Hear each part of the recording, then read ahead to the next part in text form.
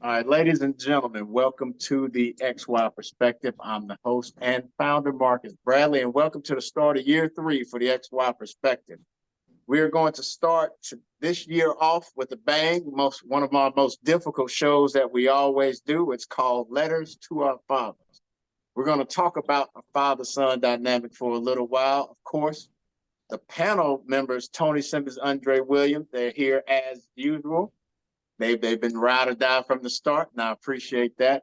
Have a couple of newbies, and I hope they remember me from the XY Perspective, the live show we did, where I asked all the easy questions. And of course, Yes, Mr. Dominique, we've had a couple of conversations offhand, so I'm glad that you're driving and on the show at the same time. Please be careful. On the way to get a smoothie, just worked out. Yeah. Okay, please be careful. But yes, so what we're going to talk about is probably the most impactful thing in a young man and an old man's life, and that's the relationship with his father. So, of course, I always start out with the easy stuff. So I'm going to ask you guys a question. Y'all can give me your answer. What is, in your own words, what is the impact that the father-son dynamic or relationship has had on your life? Man, I'll start Okay. start this thing off, man. Hey, listen, for me, it is absolutely essential, right? That a man have a communicative relationship with his son. I grew up without mine, and at age, I'll just say 50 plus, I am still trying to learn how to deal with the absence of my father. It is, again, essential, in my opinion. A father molds a baby, right? And he does certain things in his life. He gives him everything that he needs to become a man.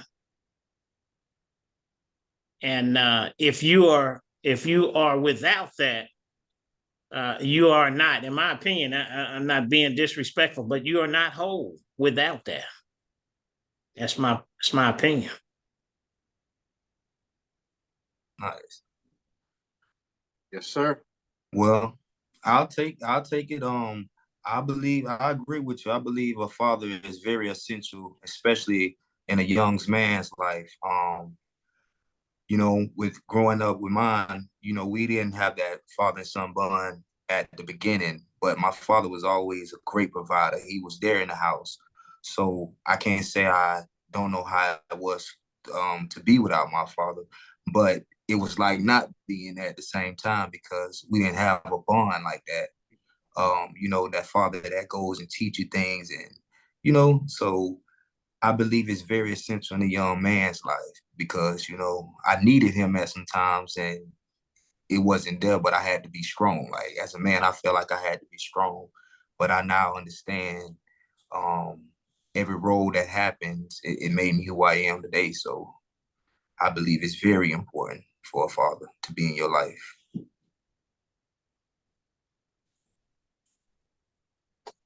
Anybody else? Well, for me, it to not have had my father as a part of my upbringing. I look back, but I have to look backwards to know what I did and I guess what I didn't have.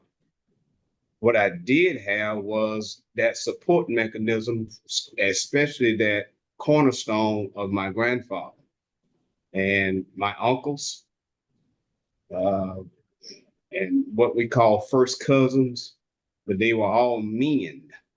So I had that, what we would probably describe as a support mechanism. Dad wasn't there. He was only there a handful of times throughout my life. But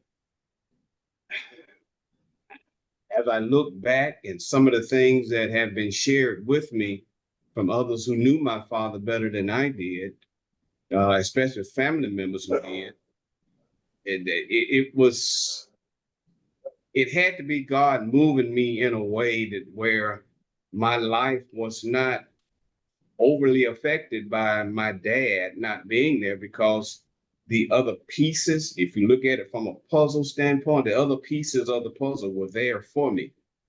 And I am just forever thankful for my grandfather telling my mom, because we were in Ohio where I was born. We were in Ohio at the time. Come back home and let us help you raise your son. So mom came back. We came back to Ohio we came from Montgomery from Ohio. And my life, I have to give credit where credit is due. God just made it a way to where I did not miss having that type of relationship with having men a part of my life to shape and mold me. Granddad was, this is the way it is, and this is the way it's going to be type of individual. And during the time in the 60s and 70s when I came up, obviously he was the head of the household. And I'm talking not just his physical household, but the household of the family. What Granddad said, everybody respected that. And that's just the way it was going to be. As you got older and moved on your own, you still had those foundations in your life to build on. And he was always there. He always made himself available. And he just was that type of individual that just made the difference in my life. And that's the way I am with my kids and my son and my daughter. And I am just thankful for what I have had the opportunity to have given unto me.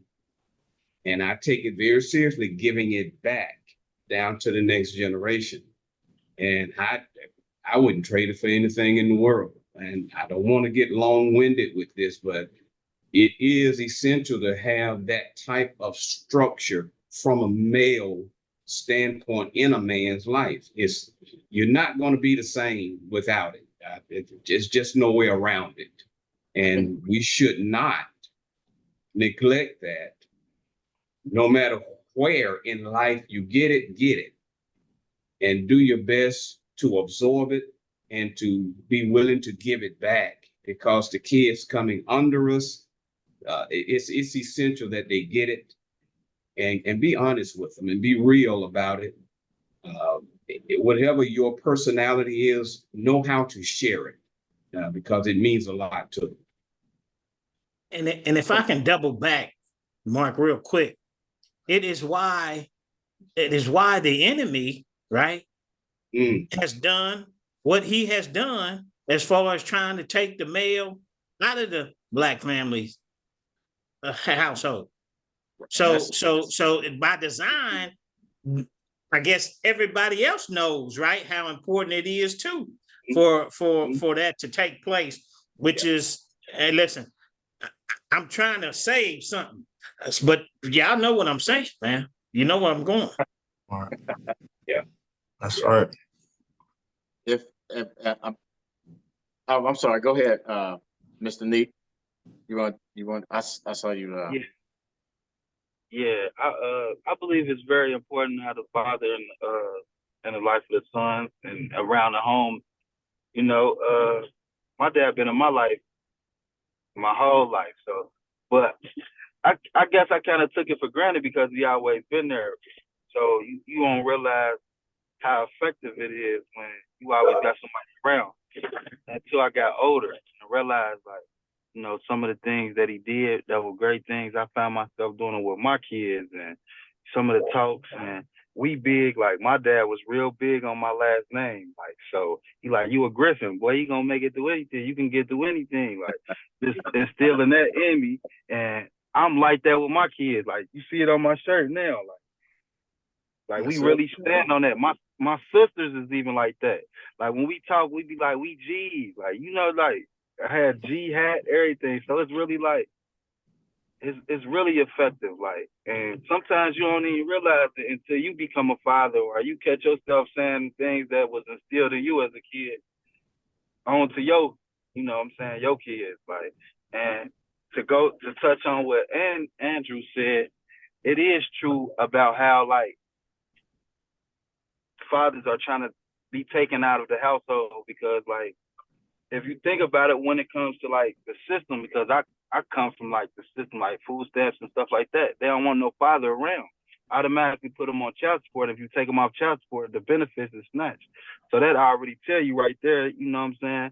You know, divide and conquer. So and keep you in that state of needing the government or whatever. So I believe a male role model in the families of everybody home is very important because it's just some things that women can't teach you. You know what I'm saying? Some things that women don't even want to do. Like I talk to my son, he like, Dad, I love when you come play basketball with me. I'm like, your mama don't do it? He's like, nah, she don't want to do that. She rather walk.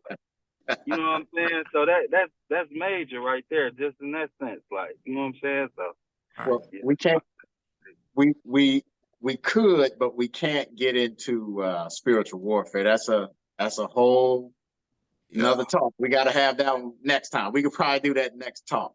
But first, let me welcome Mr. Larry, or as y'all can see on the phone, L Boogie. If he looks familiar, it's my wife's dad's cousin, but he looks just like him. He was on the trip with us. I was saying that's your father. I was calling him. He looks just like. I mean, he looks exactly like him. And not only they look alike, they walk alike, they talk alike. They do all the same thing. Mr. Larry, welcome to the show. All right. Perspective. Let me just say that the father-son dynamic. First, I'll say the mother-son dynamic is the most important.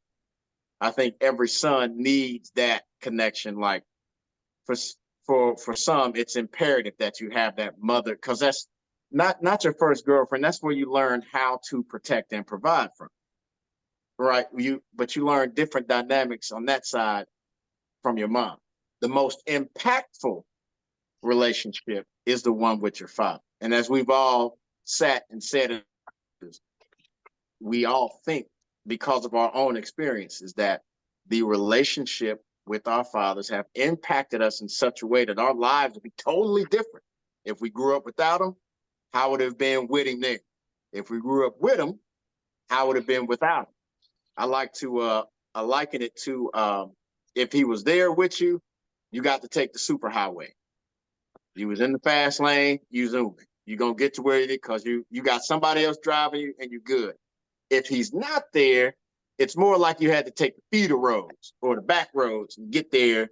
And it just sometimes it take you in a roundabout way. You got to use GPS. It might not be updated. You got the wrong map. You hit potholes. You get stop signs, stop lights, and that's how it is without him. But when he's there, so you'll eventually get to the same spot, but you'll get there differently. So we still became the men we are with or without, and it's just like with me and my dad. And that's Tony Simmons, by the way, if y'all can see on the camera. That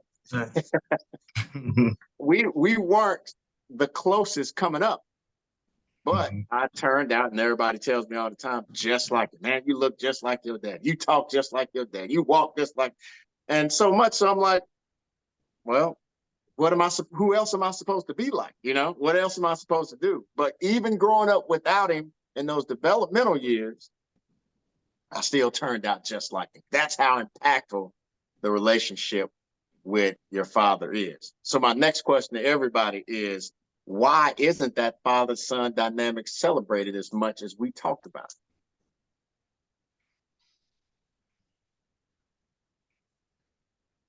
That's a good question. That's a good question. Nobody? Nope, nobody? All right, Well, I mean, as men, we always got to be tough, like play that tough role. Right. And sometimes when you celebrate stuff like that, it feel like, oh, that's kind of weak. You know what I'm saying? And also, you know, depending on how they were with their parents. You know what I'm saying? Maybe they didn't have that bond, so how can they give you something that they ain't have? You know, Exactly. so it kind of plays on that role too with it. No. You know, Even you rarely hear men get together, celebrate, or even with Father's Day. You know, with Mother's Day, men they all go all out, but with Father's Day, sometimes it's like, oh, okay, it's Father's Day, and you know, too much don't really happen or celebrated on that day. right. You know? But it's so impactful. Mhm. Why don't we as men celebrate it either? Like, I think it's like he just said, it's a generational thing. I think okay. whereas our parents didn't know because they wasn't given that. So as we grow into our own selves, as we get older, we're we're finally embracing that and Mhm. and dropping a tough guy, telling your sons that you love them. You know, I can count on probably one hand how many times I've heard my father tell me as a kid, I love you. So that makes it just they didn't know. You know, that's that tough guy. You got to be tough. You got to be tough all the time. You know, I can recall one time my daughter telling me she didn't want to hurt her mom's feelings. I said, well, you do know that dad has feelings too, because what you just did, you sheltered her feelings, but you hurt mine. I got And it wasn't, it was just, you know, we got to let go as men in this society to grow but, to be a man. but what are we letting go of? You know, that's the thing. Like The old ways of life. Nah. Hey, let me respond if I can, please. And I asked Mr. Simmons, Yes, sir. at some point I'm gonna need you to follow this up because I know we on the same page with this. So I'm gonna take it to a spiritual perspective. Okay. Us as men have have have not always taken our rightful place, right? For whatever reason. Spiritually, we are the head, right? And when we don't embrace that, don't follow God's word, don't buy into spirituality and all of that, then we are not put in a position to take our rightful place, be the man that we're supposed to be, which in turn, right, allows us to be in the household, take responsibility and commitment to being in the household and being responsible, right? Instead of going over here and laying up with 2, 3 different women and not marrying any of them, we have just totally not done our job. Right, that's the reason. That's. But there are reasons now. I'm not saying that that we don't have legitimate reasons because there's a history that goes behind it as well too. But we have to get to a place where we decide as men.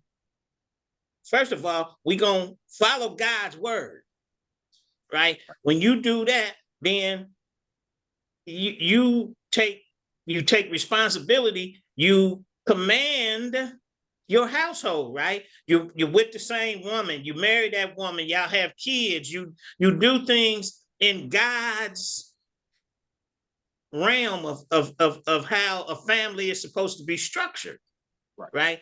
And until we do that, right, we're gonna keep on doing what we doing and out here messing around and not being with one woman and all that kind of stuff, man. From my perspective, that's a big part of it. We don't have and are not leading because we're not following God's word, and that's where it starts, in my opinion. And that's why I wanted to get with. That's why I wanted to ask Mr. Lay. He said we got to let go of the old ways, but it's of my opinion as well that the old ways that we've gotten away from are some of the ways we need to get back to. And you hit it, nail on the head when you said the spiritual piece is what's lacking. Yes, we're fighting against a system. Yes, we're fighting against a tried system that's been executed to perfection as to why we're not leading our households for the last 600-700 years. We're up against a machine. It's not like, oh, we can turn this around. We'll be long gone before this gets back on track. But we're laying the foundation now. So what Ms. Love was saying was like, get away from some of those old things. Yes, but which old things are we getting away from? Because those old ways that, like Dad said, his grandfather showed him, and some of our grandfathers showed us. We need some of that to come back. The being, like you said, being in command of your house, being in the house. Though they were always there. You hear about Big Mom, you hear about Grandma, you'll never hear stories about Big Papa. Where was he at? He was at work, and he always died first and left Big Mama the house. Why did he die first? Because he was working. He worked until he died. Or he was a Rolling Stone, one of the two, right? Where he had 3 families. You know what I'm saying? He had 3 families. Right. And that's why he passed early, because getting it in too much, probably, right? I think to answer your question from my point of view of why they celebrated like for women, it's a subconscious learned behavior. Like Absolutely. that we all been going through, like like you just said about Big Mama and all that. Like we, like for instance, like Valentine's Day for the woman, we go all out. It's what we supposed to do, but it's supposed to be the same for us as well on Sweetest Day. But it's just a learned behavior of not going all out for us the same way. It's just learned. But that's why I asked, why don't even we celebrate like we did our men's trip in February? That was a time for us to celebrate us, and we did that. We put that together. We did that. And the next one I wanted to bring the sons out, or dads can come out, whichever one, because we don't even celebrate ourselves enough, let alone, like you just said, Valentine's Day, you go all out for everybody else. The most time some guys will ever get flowers is at their funeral.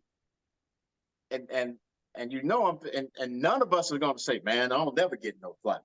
We even come out and say that we just don't. We don't even take time to celebrate ourselves. We don't even like to take time off work unless, and I got on my dad about this. He retired with 365 days worth of vacation. I was like, sir, what? How do you even gain that much? You just never take time off. We don't even like to take time off to rest ourselves. So if we want somebody else to do something about it, we got to stop waiting, and we got to start celebrating ourselves. Hey, take yourself on a spa day. It's a secret. It's a cheat code. A spa day is a cheat code. Y'all get them old crusty toenails and every 2 weeks. Every 2 weeks, man. Every 2 weeks. Every 2 weeks. We're gonna change that name to El Bougie. Yeah. And I got a lot of daughters, man, and I did a lot of father-daughter days. You know what I'm saying? There you go. So that's where it all started. And I said, oh, I like this. But celebrating yourself is something that you got to take serious before somebody else will take it serious. Absolutely. And trying to do something with your son, whether it's, hey, let's go to a game, or let's just watch a game, or sit on the porch and rap about some stuff, or show them how to get on the grill. We done lost that art of cooking on the grills. Hey, let's go fishing, anything. We got to celebrate ourselves before anybody else will take it serious. And it's not sassy to go get your feet done because some of us walking on some real rough heels that we need to get done. So it's not, don't let them talk you down. You don't have to go get your if that ain't your thing, man. Make a range day your thing then. It's just about doing something, right, that you enjoy for yourself. Right. That's what it's about. It don't have to be a spa or nails and toe. Go do something you like. I like going to the range. Right. So that's my thing. I like Yeah. going with you. But that's what I'm saying. I was just throwing something out there that like we won't necessarily do, like go to a spa day. But if that's what you choose to do, you can knock that out. But I like all kind of stuff. But I'm saying we got to take it serious before somebody else will take it serious. And if you could get your son involved with you, that's most people, and you post that on social media, make that the norm instead of all the crazy stuff we see. Like my next question I'm about to ask. Give me your thoughts on these single moms wearing both hats for Mother's and Father's Day. They get Mother's Day and they're like, I'm the father too. And Father's Day, they try to get your shine on your day. Give me your thoughts on that. The single That, moms wearing the both that, hats, claiming that that they that's the father's fault. That's the father's fault. Because Okay. single mom shouldn't have to wear both hats. You Mhm. know, I got a friend of mine, she was just talking today at work about she gotta work tomorrow. Her son's got a barbershop appointment. I'm gonna get into the barbershop. Tell him to call his daddy. Too easy. Too easy. Tell him to call his daddy. Right. You know, you shouldn't have to stress out about getting to the barbershop. That should be something that the daddy should want to do anyway. Take my son to go get his haircut. Because my son can't walk around. I can't walk around fresh and my son ain't. You know. And that's So one of those bonding. That's one of those bonding things that you can use when that we comes down to self. That comes down to self. Right. Anybody else? You know. Well, one thing I have truly noticed is that the generations, there has been a decline in what we know as a woman. My mother would have never in her right mind ever said, I am the mother and the father. You wouldn't have never got that out of her mouth because that just wasn't the way it was. There was a woman and there was a man. Woman had this to do, men had this to do. And that's just the way it was. And it was structured that way. And time has brought about a separation from what was to what is. Mm-hmm. Whose fault is it? The finger's going to get pointed at both. The man for not being much more in control, but society has begun to tell the woman what? You don't need a man. I mean the man. What you need a man for? Anything a man can do, you can do. All of this plays into that. And as they grow into that, and they start to separate from the man with that mindset that I can do it. If he can do it, I can do it. After a while, you just throw up both your hands and say, man, this is crazy. Why are you thinking that way? What are you doing? Where did this come from? But yet, the more you try to control it, the more they're going to resist it. Mm-hmm. Now, this is not all women, trust me. There are some that are still, I need my man in my life to make my life complete. I've heard women say that. Not as many these days, but I still hear it. It is refreshing to know that there's a bond that still needs to be made between that man and that woman. And as long as we begin to continue to recognize the fact that we are the head, not because we got the big head, it's because we're following the structure of what God put in place.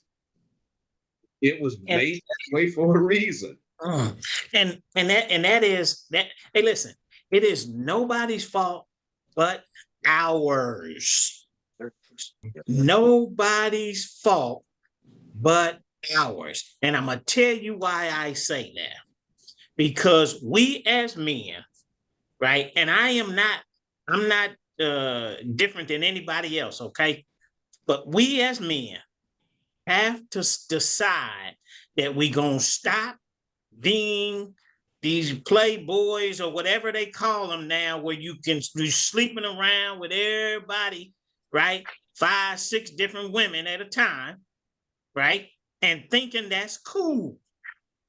That's where it starts. Because when you lay down and you sleeping with all these different women and they get pregnant and you're not able to be with one because you got 3, 4 baby mamas and all that stuff, that's where it starts, man. Stop thinking with our second head, right? Getting in God's word, right? And thinking with this long term, right? Because when you got 3, 4 baby mamas, I mean, you can't be there for them. Like L Boogie said, it's the daddy's responsibility to take the boy to the barbershop and sit and give him time, right? That's bonding moments, man, that you're missing. If the mama's taking him, man, just imagine that. When you go in the barbershop, who mostly in the barbershop, man? It's men. A bunch of men. Now she got to go in there, either she dropping him off or That's she's exactly sitting what in they're there doing. with a bunch of men. That's Right? exactly what they're So doing. it's Dropping them off. our fault. It's nobody's fault but ours. We have allowed society to separate us. That's right. Because we are thinking about ourselves first. I'm done. I ain't gonna get too riled up, man. Hey, I like Fab. You was about to say something? Then we'll go to Mr. Neek after you. Say who now? Vandale. I'm sorry, Oh. Vandale. Yeah, no, I just agree with everybody say. It's the man. Like, as a man, you're supposed to lead. You're the leader. So if you're not leading properly or in the right position, everything fall out of order. And a lot of times, some women, they don't have a choice but to be both. You know what I'm saying? Not saying that they can claim that title, but if the father's not doing anything, you know, they're gonna step up and fill that gap. But you know, they would never be able to fully teach a son or play that father's role. But sometimes they get caught up in that position because, like you said, the father is not in that right position to lead and to guide his family. So I agree with it, what everybody said. We're the reason why the woman think like that, right? Yeah. Because we allow them to. And what I mean by that part is, if we are not present, right? And that woman, we are literally tasking her with the responsibility that we don't want. Right? She mad. That's why they so bitter. That's why they are the reason they act the way they do now. They like, I don't need you, this, that, and the other. And they are upset because they have been put in a position where they can't win. That's They right. know they can't play both positions. Now they'll do it.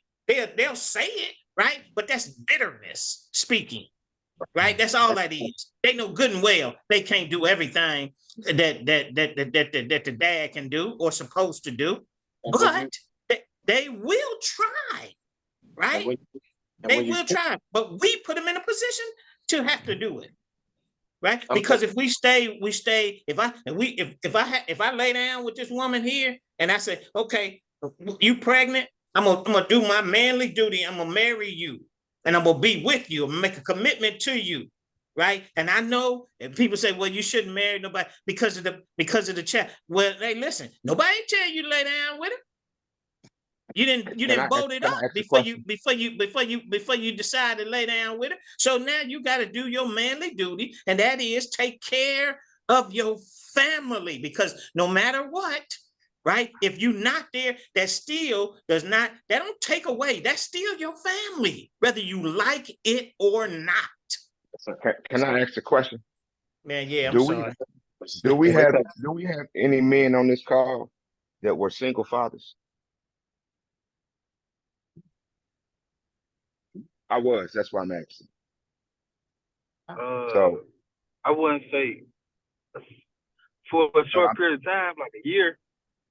I had to take on all responsibilities, school, everything, and that, I ain't gonna lie, that right there, it give you a different type of respect for a woman. Because that's the exact reason why I asked this question. I had to do, cause my baby mom was in jail, incarcerated, so the shoe turned over on me. So I had to do doctor's appointments.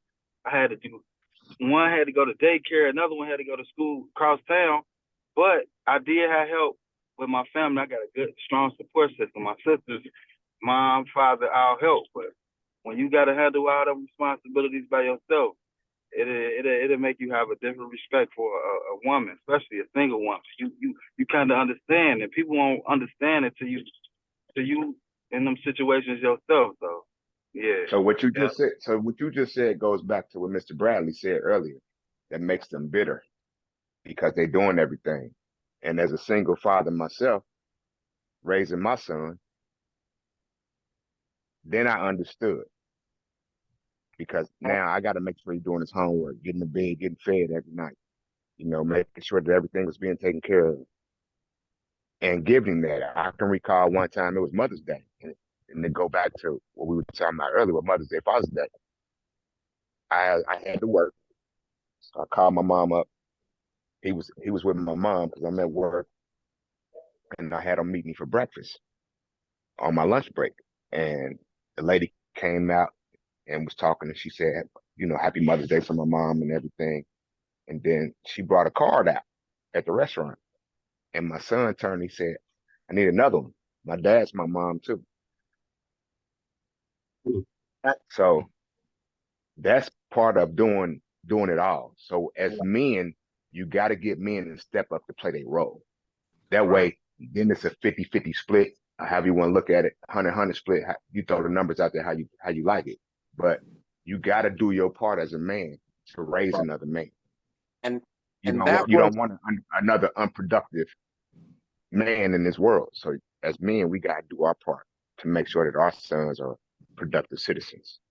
And that's why I wanted to make sure that we got to the bottom of what we thought about the woman saying, I wear both hats. I'm gonna claim Mother's Day and Father's Day. No, ma'am, you're just a really great mom because I know what I do for mine, and you ain't gonna take my day away from me. I get one day for everybody to honor their father on Father's Day. Let me get my time, because some ladies try to do their best, or they do their best. But the father-son, father-daughter relationship is so impactful that even when the father's not in the daughter's life, what they say, she got daddy issues. When the father's not in the son's life, what they say, oh, he's a mama's boy. That's how impactful the father's presence or lack thereof is. It's great when he's there, not so much when he's not.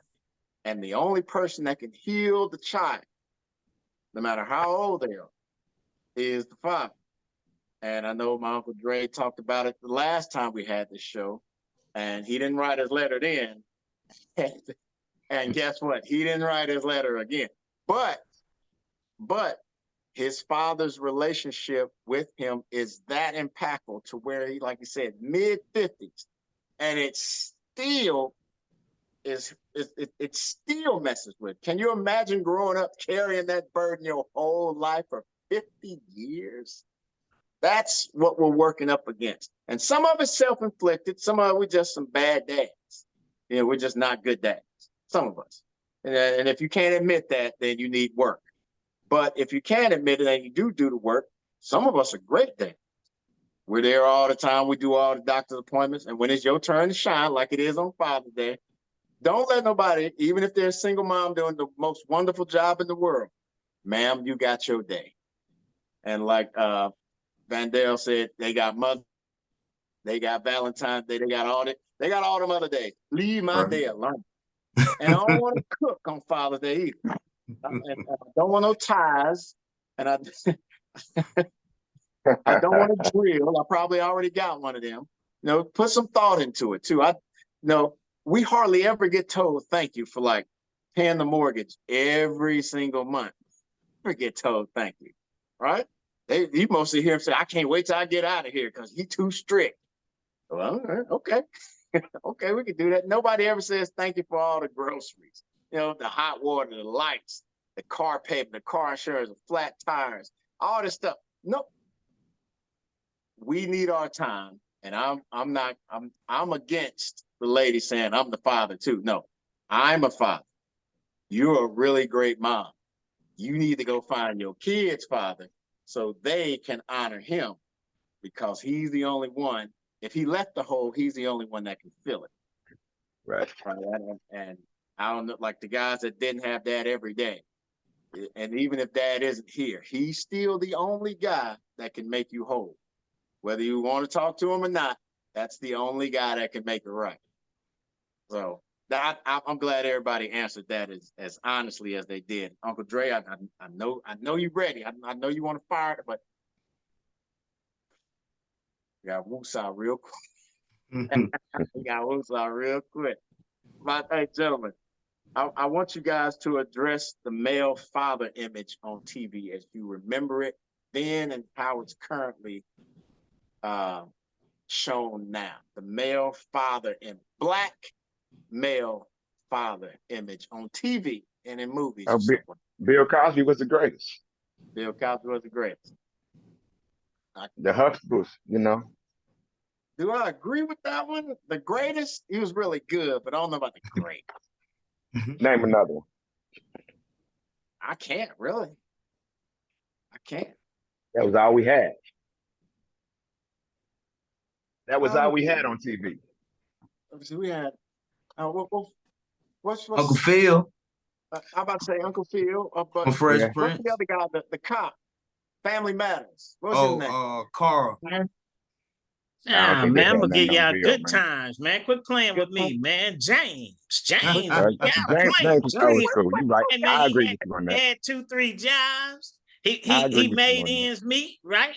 Hey, didn't nobody go to jail, but if he did, he went to go get him. But James, man, y'all forgetting about him. Yeah, Good I time. can't speak on that one now. I give you that. I can agree with you on that, but Okay, but he was a good dad, but was he effective because they couldn't make it out of Cabrini Green though, right?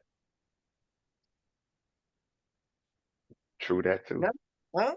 I mean, how He was effective is it he if was you barely can't feed them? he was barely making ends meet, but they ate every day. They ate every day. Okay. Florida did what she Kept a needed roof to over do. their head. Hey, listen, it ain't always about the money or where you at. He was there, Got it. right? Got it. Every time Michael or JJ, anybody had hardships, got in trouble, gang and all that, and he was there, man. Got it. Yeah. That's the most important part. I don't Right. care how much money he made or where they lived, they was together. Stop Okay. playing with me, Mark. But what I'm getting Yeah. at is, okay, we had Carl, we had Uncle Phil, we had Bill Cosby, which not Bill Cosby, I mean Dr. Huxtable, which he was a nurse, wasn't he? Like he He was a delivered doctor. babies in his They lived babies there. home office. Like that was a pretty cool job. I guess it was a cool job, right? But we had a few, and that probably stopped in the mid-90s. So where are we at now? Like in the last 20 years, let's say. Any black fathers? Movies, TV? I mean, even Tyler Perry himself hasn't played a black father in any of his movies, right? Yeah, I was just Yes, he gonna did. say that Yes, the he only did. one I could Yes, he think did. about is Daddy's Little Girl when he played All that. right. That was a when he great played movie. that role. Yeah, Okay. That was a great movie. Ice Cube. Huh? yeah, Ice Cube. Ice yeah, Cube? yeah. Roger, are we there yet, or Yeah. like what was his dad name in Friday? Bang bang bang. Oh, John Witherspoon. John yeah. Witherspoon. Yeah. I don't know what the name was in the movie. So we went from Evans, Huxtable, Carl, Phil, those guys to John Witherspoon, Kevin Hart playing fathers in the movie. Is that where we at? Is that who we are?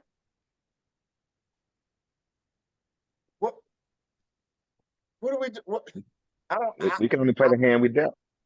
Huh? That's So the we can only image play the they hand we want to. dealt. Yeah. That's the image they want. They want us. They don't want us. Man, come on, man. They'd rather see us in a dress, bro. They'd Hey, rather see two guys kissing.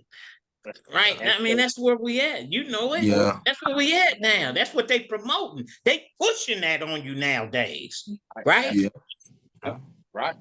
And it's so much so that even when you do see a black man in the movie, he doesn't have a black wife.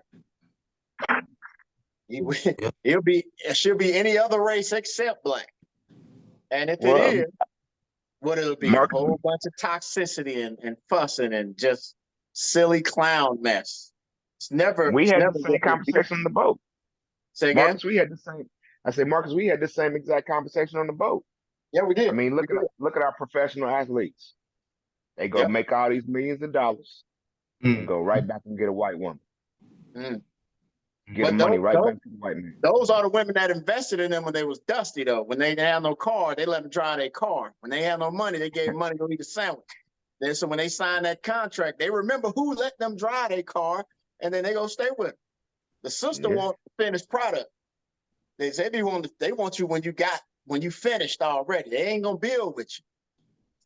And again, we control that as well because we try to date too soon, like Uncle Dre was saying. We laying up with this one and that one. We ain't got no job. He ain't got his 5 fundamentals in place. He ain't got no address. He ain't got no car. He ain't got no steady job and income that's paying all the bills. He ain't got none of that. But he got 4 kids. How is this broke, dusty dude getting access to all these kids and having kids? How?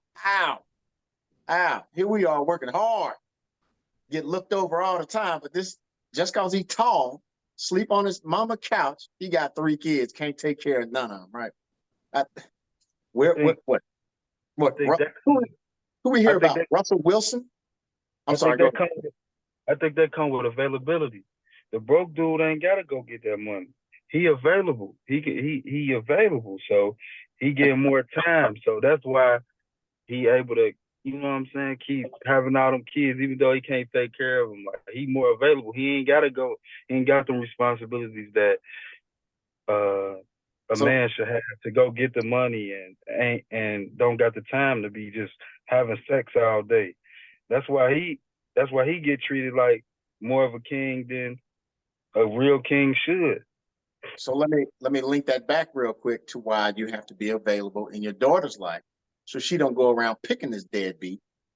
You have to give her the proper example and the proper tools that her mom came to. Because what we said on the boat, women think with the tingle. When they think like that, they throw all the rules out the window. Everything they learn go out the window because they turned on, they attracted. They gonna get what they want then. So you have to be in your daughter's life early to show her, hey, the tingle don't always bring him around me. Let me holler at him. Let me see what he talking about before you go on that first date. That's why it used to be so important. You had to bring the guy to your father because we could smell bull crap half a mile away. And we seen soon as he pull up in the drive, oh no, this ain't finna go right. We can see that coming up the driveway. No, this ain't about to happen. So that's why we have to link that back to being in our daughter's lives so we can show her that groundwork. But then we also show the sons that respectful piece of having some D control and not just laying your seed everywhere, because how you gonna take care of all these guys or girls or kids that you have? How you gonna be in all their life at the same time? So that's a very important one. So we got 3 or 4 fathers from before, and none in the last 25 years that I've seen that I can respect. So any thoughts as to I ain't heard Van Dale's voice in a minute. Any thoughts as to how we can get our image back? Well, it's like what he said earlier. It's like that's what this generation is like pushing on us. So it's basically like a war against what the media is expressing. You know what I'm saying? All over the world. So the only way we can do that is men to be recognized and be in position as leaderships to really have that impact that will really like tug of war over what the media is showing you and what it really truly is. So I think that's where we get with with that situation because, like you said, everywhere you turn on a TV show, the internet, they advertising that. So, like you said, if you can look back and see 3 or 4 father figures that impacted you. You don't see that nowadays because I feel like men just gave up. Like nobody is actually feeling it, like going against it enough to actually be in a position to, you know what I'm saying, model that position. They even And I give you your credit, Mark. I'll give you your credit because this show, right, is designed, right, to reach down there and grab that young man, right? And these discussions that we're having are for him. So that we can give him examples of what it should be like. So I'm gonna give the credit to you, man. You said, what can we do? We can do more on this platform, not necessarily you, but have more platforms like this, right? Reach out and touch the younger generation, man. And when you see them, man, talk to them, man. It's hard right now, man, to have discussions with these young guys out here in the streets, man. I'm gonna tell you, it's hard because these young cats, whoa, they on something else. But that's what needs to happen, though. We was on the boat, and Larry King. We had a young guy on the boat with us. I mean, this brother came on the trip, bank account in the negative, and he on the cruise ship. And when we sat him down, I had to jumpstart a conversation with him around the other guys that's on the ship. And Dad, we didn't get to sit down and talk with him, but Larry, you know what we was talking about when we were sitting at the front of the ship, and I just sparked the conversation to get so he can get knowledge from the guys, these more successful guys, to see where his mind at. And by the day 3, he was like, "Man, I'm tired of talking about stuff." I'm like, "Well, dude, you shouldn't have came on the boat like this, because this is what men do when they see a younger brother in need." And it don't get talked about enough. When we see a younger brother in need, we hold each other accountable. We talk to each other. We do that all the time. That don't get said enough, but we do it enough for each other. And when I talked to him, I said, "Well, you know what? I'm done talking to you then. And when you ready to talk, call me." Gave my number, email, all this stuff. Now, he ain't called me yet. And I don't suspect he'll call anytime soon because some of them just ain't ready. But you guys know as well as I do, we hold each other accountable. But that's part of our celebration. When we go on next range trip we have, we need to take our sons with us. And not only show them how to be responsible with the guns, but show them the importance of why we need to be ready with these weapons. That's a whole nother talk too. Oh, and just in case everybody know, Uncle Dre, I'll let you say it when it's your turn, but he had a big announcement that he came up with his family, and he's gonna have a celebration for it. I'm gonna try to be there. I am going to try to be there, but just I'm talking about celebrating. Uncle Dre, I'll let you take when you ready. I'll let you tell us about it. But I got another question for you guys before we get to the part of the show where we're going to actually read the letters to our fathers. That was the whole point of this. And the purpose of that letter was to say everything you wanted to say to him as if he was standing there with you. And whether it was good or bad, just be able to, if you can, voice it and put it out in the open, because sometimes that's therapeutic enough that a lot of guys just need to say it. And if all of us got one, that's fine. If not, we'll read the ones we got. But I got one more question before we get into that part. All right. What is the father pet peeve that you all have? What's the one thing that you just adamant about that you just, it has to be wherever you at in the house, it has to be done? You'll give me one of your pet peeves. I'll go first. This is, mine is making sure the kitchen is absolutely clean before we go to bed. I don't want one spoon in the sink. before we go to sleep. I have to have, or I get up and do it myself, but I have to have the kitchen absolutely spotless. Bleach, floors swept and mopped, microwave wiped out, stove, all the stuff, countertop, cabinets. I go through and do it not once a week, every day. Every day. They get so tired of it too. They hate me for it too, but it has to be done. That's my pet peeve in the kitchen. What about y'all? Well, I'll go next on that one. For me, Uh, tell me the truth. Don't lie. okay. Tell me the truth. Yes, sir. If you can tell me the truth, we can get in front of it. We'll know how to handle it. We'll know how to deal with it. If you lie to me, then it just makes it that much more difficult for two things.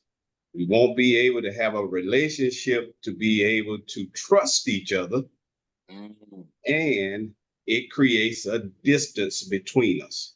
Tell me the truth. Yes, sir. Yes, sir. I think we all got that one, so I don't want anybody else to say the same thing.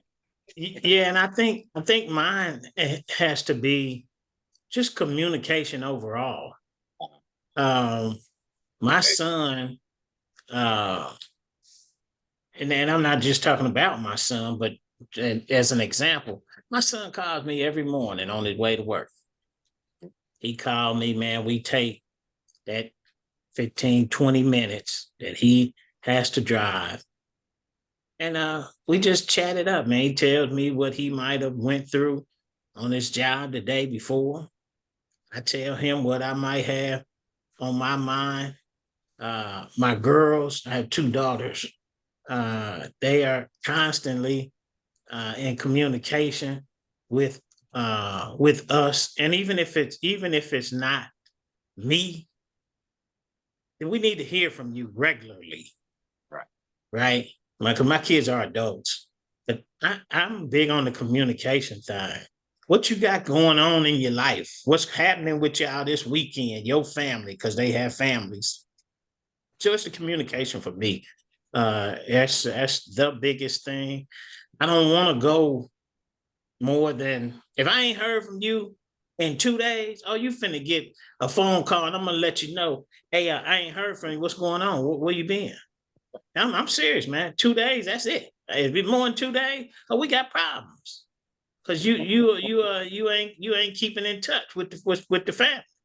Right, right. Mr. Neek, L Boogie, Vandale, how often do y'all talk to y'all kids like that? You know, it's funny because he said 2 days, and I could sometimes go a week, 2 weeks, but between the times that I talk to my kids every day, I mean, on a regular basis, even as close as me and my son is, and my daughters. I mean, I'm close with all my kids.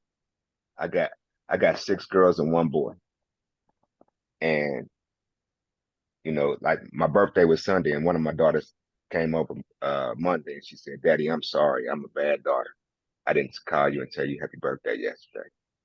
I was busy." I ain't take offense to it because I understand. You go to work, you work 10, 11, 12 hours a day. Sometimes you come home, take you a shower, eat some dinner, and it's the next day.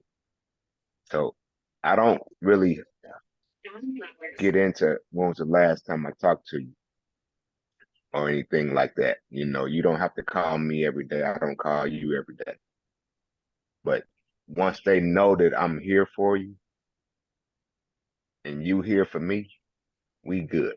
That's my take on the phone calls. I'm not a phone person. Okay. I don't call my mama every day, my daddy every day, Oof. you know, just because my days are consumed. I get to work and I can't talk during the day because in my job, we're not allowed to walk around on the floor with our phones. We're not allowed to walk with earpieces in our ear. So I'm on the move all day. I'm in a meeting after meeting after meeting.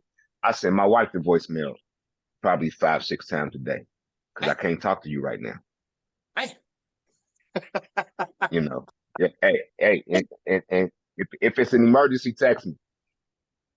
You know, tell me what's going on, and then we'll go from there.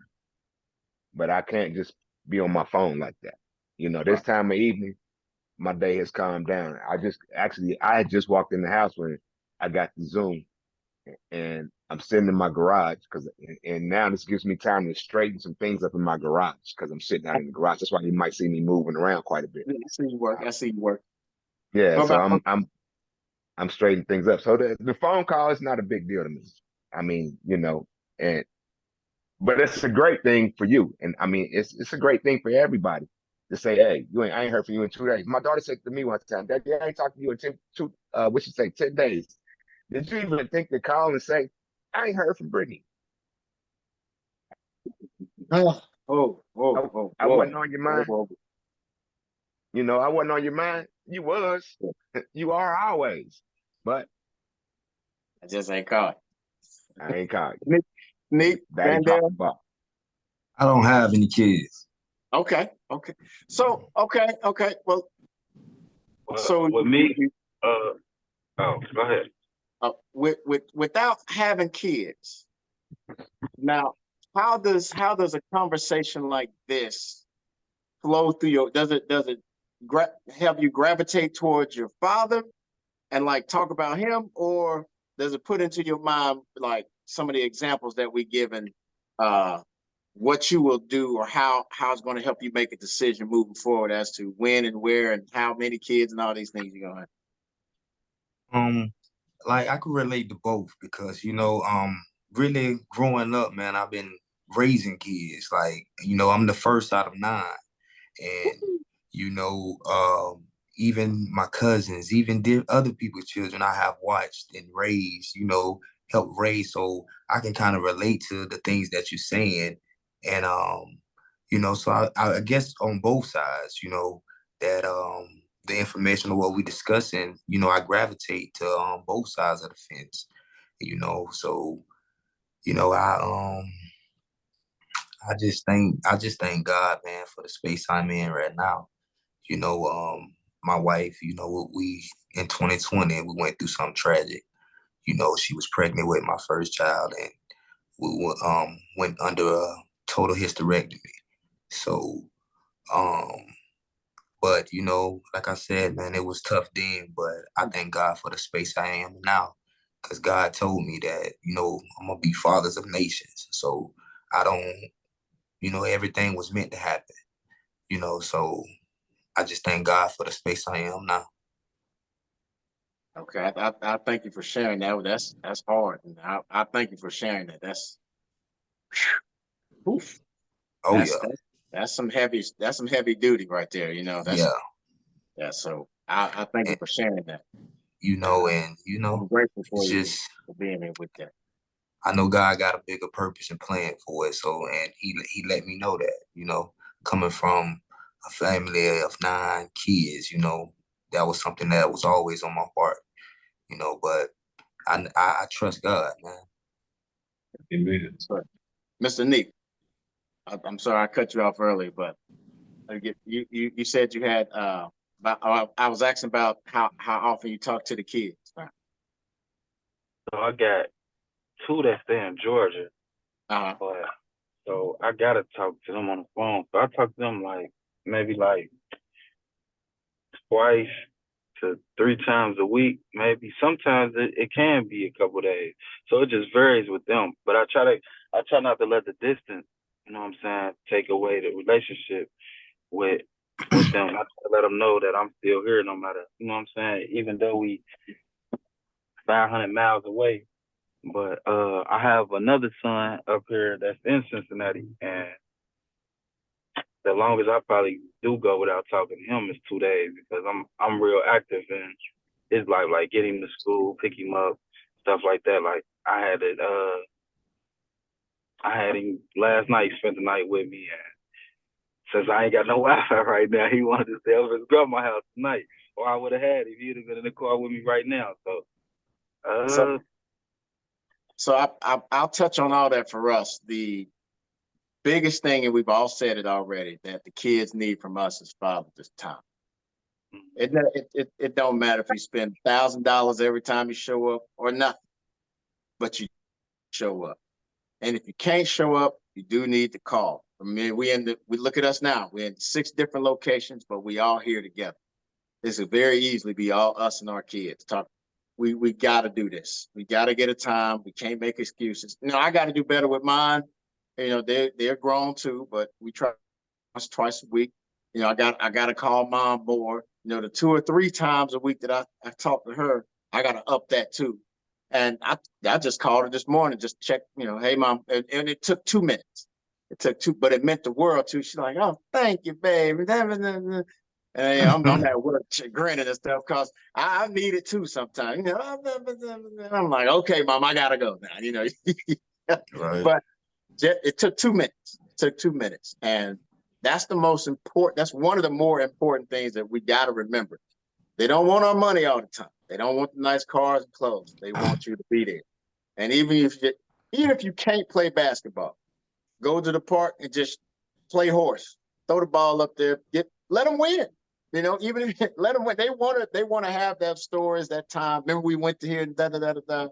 And I went with my wife's kids on the cruise, and I'm thinking I've never taken my biological two on a trip, period. And I've been around the world twice. And my son was born in Germany, and me and my biological 2 kids have never been on a trip together.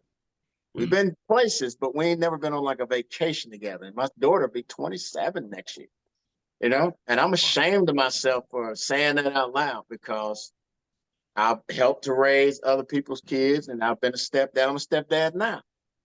And I haven't had it in my designs for them to get them on a trip with me. And I'm deathly ashamed of it. So we must put that time in. We must put that time in. We must put that time in. It's more valuable than anything. And like I said earlier, the only one who can do that is us. If we leave the void will stay with them. Any thoughts before we get into these letters? None? None so far? All right, here comes the easiest part of the show. Letters to our fathers. Uncle Dre, hold yours up. I know you ain't got it. Never mind. Don't even. I mess with him every time for it. We're going to get that letter. I don't care if it's a 3x5 postcard. We're going to get that letter. Did he drop it? He left. No, Get out of here. no, wait a minute. Wait. I'm Okay, sorry, I hit the wrong button. Okay. So even though I haven't written my dad a letter, Mhm. what I have done Okay. that was not happening before, we speak now. And that is a tremendous step toward mending the relationship, man. Yeah. I finally got, man, some of y'all don't know, I grew up without my dad. He raised 2 or 3 other families, right? Adopted other kids, put them through college and everything. And his favorite words when me and my brother or sister would call, there's 3 of us, he said, I don't have it. Those were his famous words, I don't have it. We asking for money for anything, I don't have it. But anyway, we are now talking, I don't want to say a regular basis, but we have spoken, probably speak about once a week or so. I send him pictures of my new grandson. I only have one, first grandson, sending him pictures and things.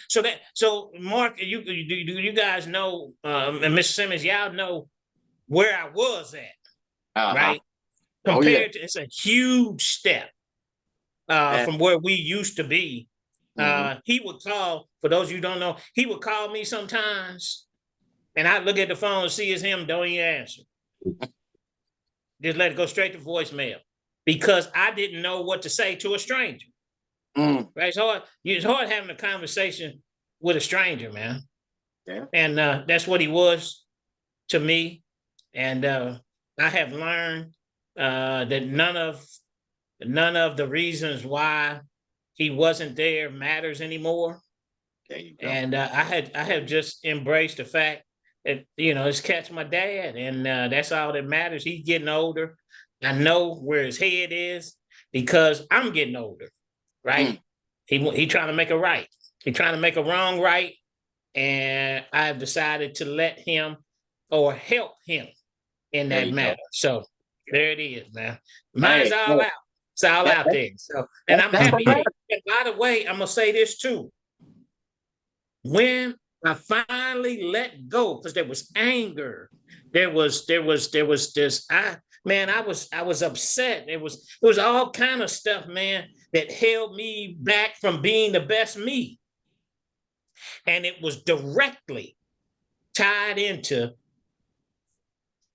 him not being in my life because I was holding on to that. Right. So when I let that go and I decided to change my life and get closer to God, not that I didn't know him in the beginning, but I'm talking about intently getting closer to God and his word. Hey man, I'm gonna tell you right now, if you haven't done it, try him. Right?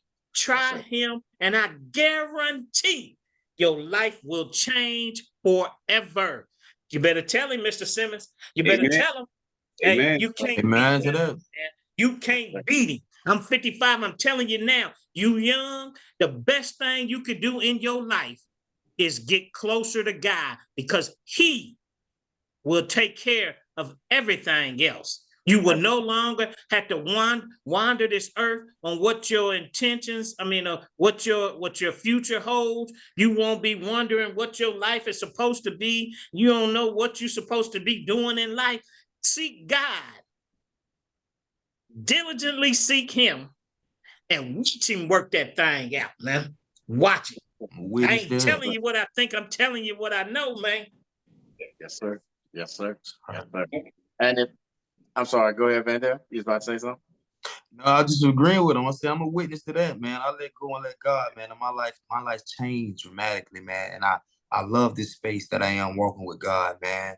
There's nothing is impossible, man. It's just Preach, all young man. blessings. Preach, young So man. They don't so know. I They agree with need to what you're hear it. saying. They The need to best hear it. decision I made in my life.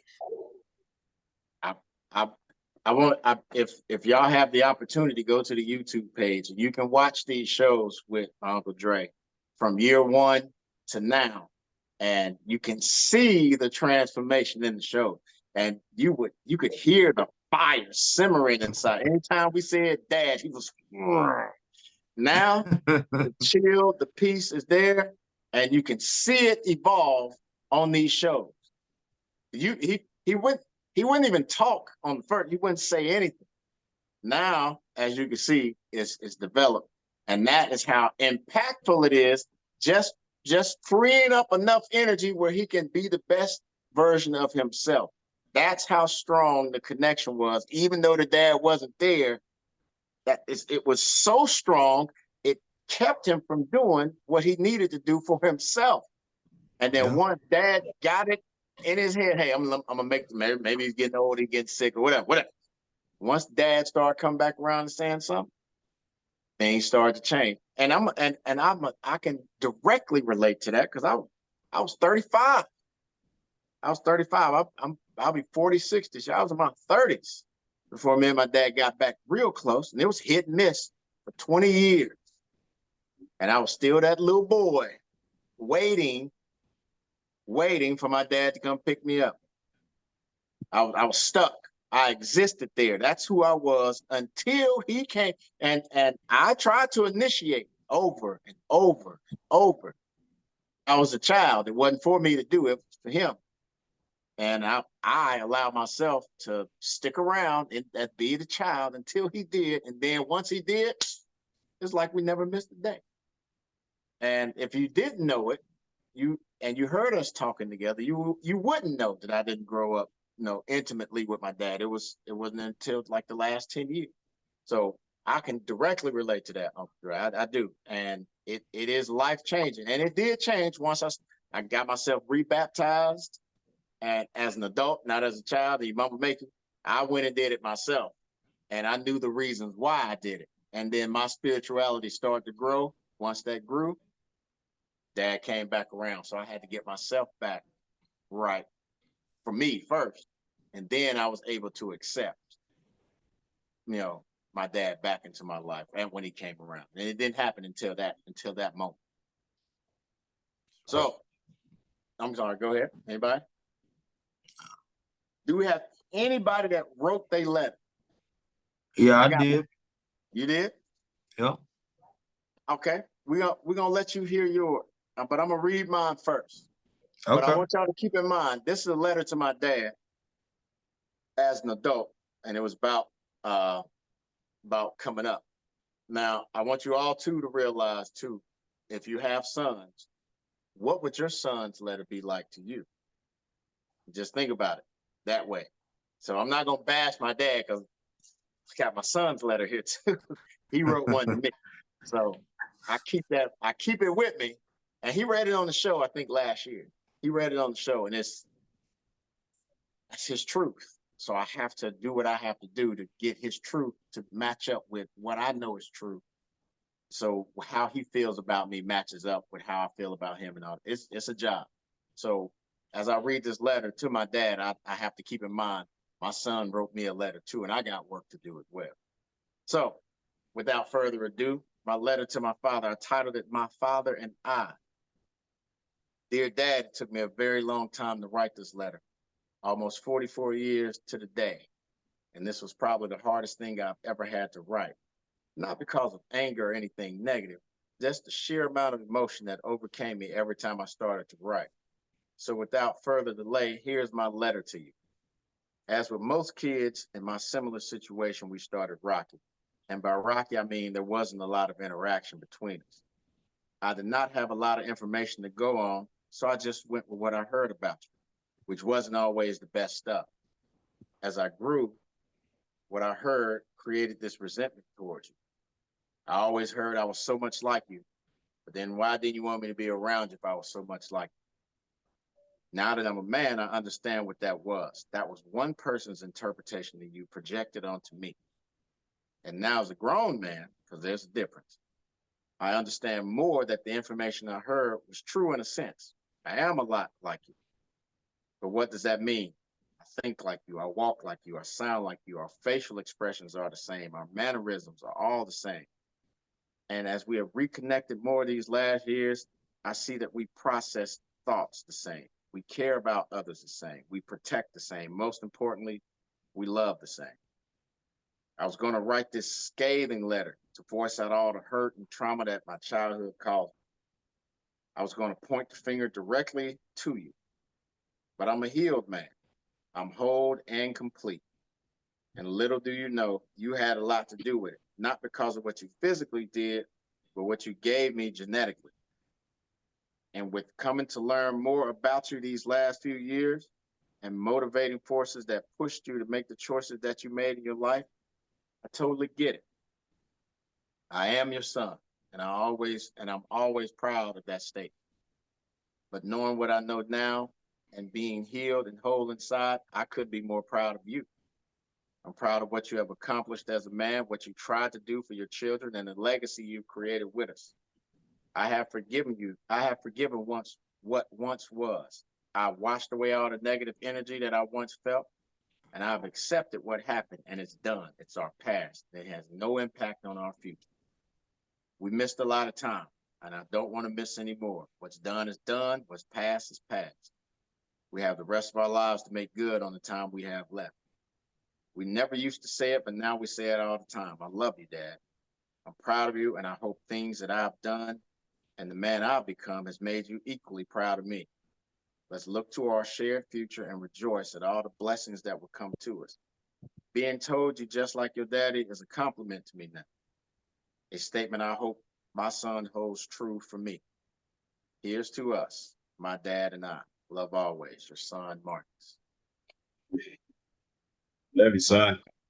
Nice the rope. Thoughts? Anything? Anybody? Man, listen, I'm over here. That was so heartfelt. Yeah. Mr. Simmons, I know inside, man, you smiling externally, but internally, I already know you got to be proud of that young man. I know Yes. you are.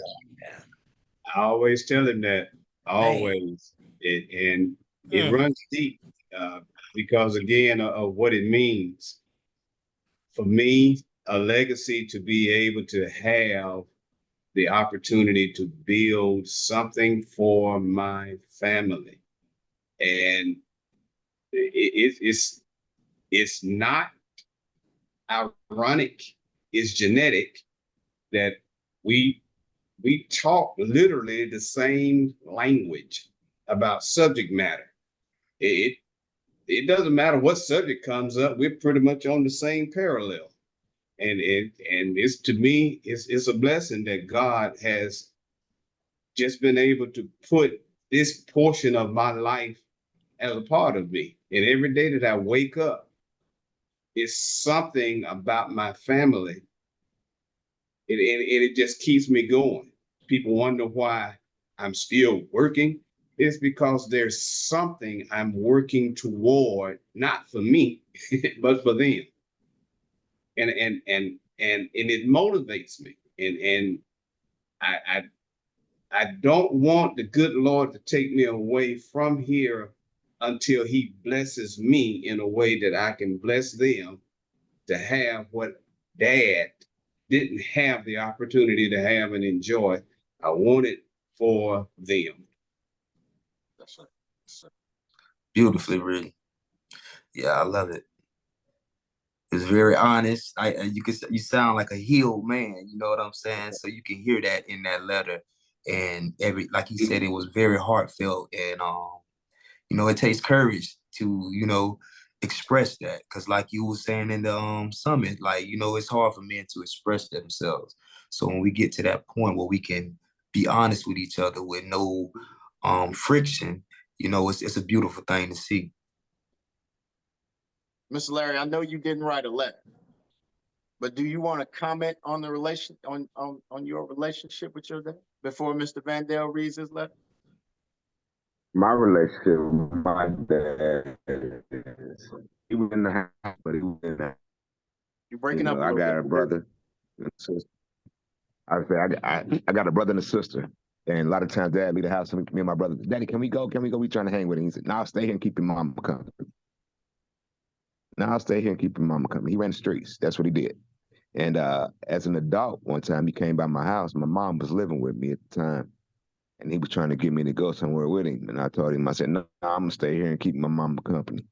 That made him he was so pissed at me. You could see his face. I mean, his jaws just got tight. He was just mad. But I gave him back what he had been giving me all my life. Mm. And, even yesterday he came to my house. I had a house full of people here, man. I was barbecuing. I'm on the grill.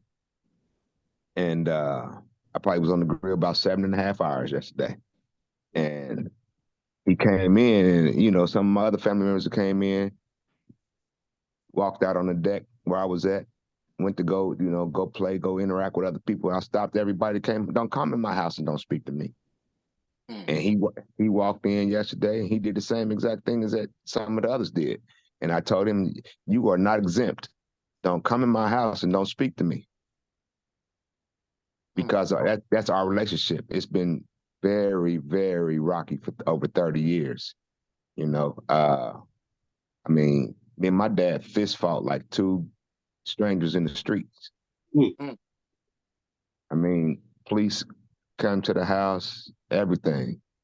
And on multiple occasions, my sister, she got incarcerated about 7 years ago. And right before she went, she needed some things. Me and my dad sitting on my deck, playing dominoes, and everything is fine. Me and him, we okay. I'm just listening to their conversation. But as soon as he said something to her about what he had to do the next day, that she needed him to do some things. And he gave her, I gotta do this, I gotta do that, blah, blah, blah. I'm just listening. And she said, Daddy, that's not what you said. I know what I said. She said, Larry, what'd he say? And I repeated exactly what he said. And that whole conversation between them two that had nothing to do with me turned on me. And I put him out my house. You got to go. I turned the dominoes over, this game over with, man, you got to go. And I started cleaning up and everything, and he was in the bathroom.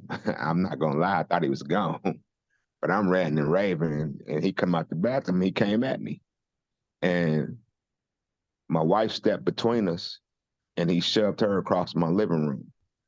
And when he shoved her, I forgot he was my daddy again.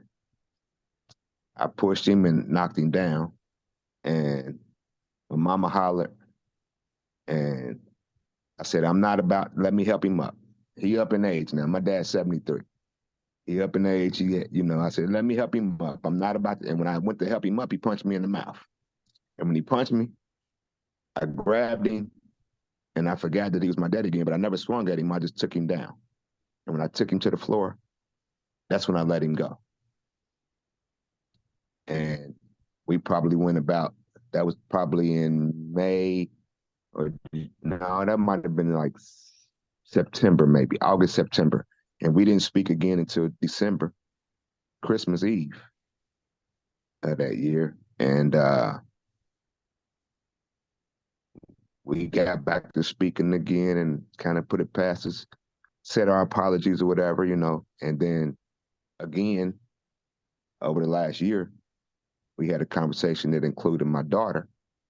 And he said, F you to me, hung up on me. So I called him back and I told him, this is what it is, this is what it's gonna be. And that's how it's really been. I've talked, my aunts, my Mike, your father-in-law, he called me up. I said, man, I'm tired. I don't have this to do no more.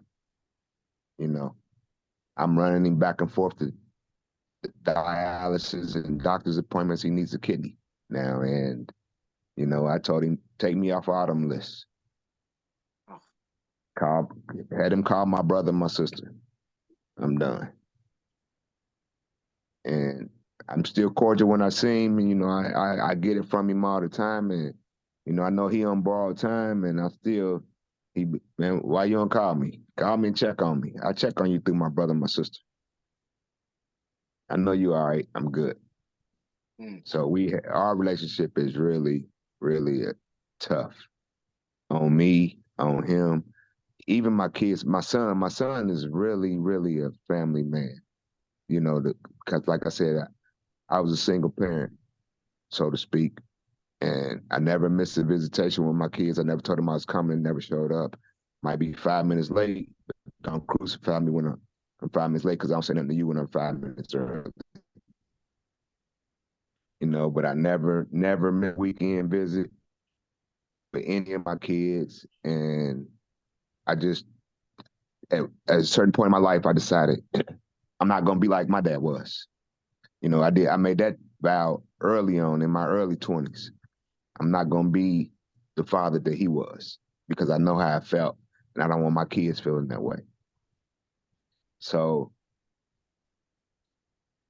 I don't know, at some point in time, maybe or maybe not, it will get better or maybe it'll stay the same, but I'm not concerning myself with it anymore. And, my brother, he says it all the time, we got this running joke between me and my siblings, that's your daddy. Every time he do something bad, it's your daddy. Your daddy did this. Man, listen to what your daddy did, but at the end of the day, it's our daddy. And he is who he is. And that's part of his upbringing for the reason that he act the way that he act. His grandfather raised him. His dad didn't raise him. And he's sort of militant. He was in the Air Force. And I can remember I was about 19. I was still living at home. He working at the same place I'm working at. We both working 40 plus hours a week. I get home and he backing out the driveway and tell me have my grass cut by the time I get home. I'm like, you been here all day. If I got to take care of your house like it's mine, I might as well move out and get my own. There you go. I don't mind doing it, but don't put all the work on me. So I got my faults in this situation, but do I hold myself accountable for him, but I do not feel that I'm the reason that he's the way that he is. My aunt sometimes tell me, your daddy jealous of you. Don't be jealous of me, be proud of me. I've been on my job 31 years. Raised my kids. I got adult kids. Got a house, car, motorcycles. I all the materialistic stuff, you know, anybody in my family needs something from me, I'm there for everybody. But when I asked him one time, because I needed something, he told me, your brother and your sister burnt your bridge. How can somebody else burn my bridge? But don't worry about it. I'll make it happen. So that's something that he needs to figure out within himself, as far as I'm concerned, to mend our relationship. But If I you don't, had say that. if you had the opportunity to mend it right now, would you? I've tried so many times to let bygones be bygones and move forward. But it's always something else. And like you said, you know, a lot of people say all the time, you know, Mike said all the time, y'all just alike. Y'all just alike. Am I Hey, L stubborn? Book. Yes, sir. Hey, with all due respect, ain't what he asked you, Mr. Boogie. He said if you had the opportunity to mend it now, would you? Would you? I just would like to know if you don't mind. Like I said, I've tried, and I'm at a place where I really don't care no more, man. Okay. We gotta pray on that, because we got pray, because that's you gotta have it. You got, before he get up out of here. I mean, I don't know who gonna, you know, I mean, you've tried, so it may be up to him, but we got to pray for that, because that's gotta happen. That weight you carrying right now, that you don't need that to, you know what I mean? And the I whole can thing feel with it that, all the way over here, bro. I can yeah, feel it all the way over here. from the dialysis appointments and he needs a kidney. You're supposed to be first on the list, you know, and he take you off the list. I was like, oh my goodness, man, that's Yeah, deep. I told him, you know, Deep. tell them, But we don't pray on doctor, that. stop. Tell them doctor, stop calling me. Call somebody else. Oh, You know, God. I mean, it's like I said, I'm at that point with it. You know, it's hard. It's Yeah. really hard. You know, I know, but when he come around, when I'm around him, I know how to be cordial. I speak, shake his hand, all of that kind of stuff. But El Boogie, if I can talk to you can I talk to him for just a minute, Mark? Yeah, good. Um, I understand to some degree anyway, uh, how you feel. My relationship, man, trust me, is non-existent with my dad. But what I do know for an absolute fact is that non-relationship that you have, that whatever it is that you're holding on to, man, it's preventing you from being the best you can be. It is not affecting anybody else but you. I'm telling you, you gotta pray on that, man. You gotta let that go, because until you do, it's gonna stop you from being what you are, what you can be. And that's not where you want to be, man. It's not the place you want to reside in, because it just lingers and lingers. And it's gonna just continue to eat at you from the inside out, man. Health wise. You don't want that, man. Just saying, you don't want that. We appreciate gonna that, pray man. on it. It's We gonna gonna start pray on it. raining at my house, guys. Hold on for a second. I'm trying to get my dolphin out of my swimming pool. A It's just dolphin? gonna start raining on me real quick. Not a dolphin, dolphin. It cleans my pool. Oh, okay. I was about to say, when he say he got a pool, it's more like a lake. So I remember I told y'all it's El Bouger. That's not his swimming pool bigger than my apartment. So we just gonna leave it at that. His swimming pool Oh, bigger. It just started thundering out of the blue. All right, Mr. Van Dale, let's get to you, sir. It's I showtime. appreciate that though. I appreciate that. Mr. Van Right, Dale. it's my go. Yes, sir. All right, said leather to my father, Vanessa Price. Um, Life is such a beautiful experience that awaits a deposit of a seed. The source of life, the father of all creation, purposely designed a seed to fully manifest the continuance of a generation to spring forth by that seed alone.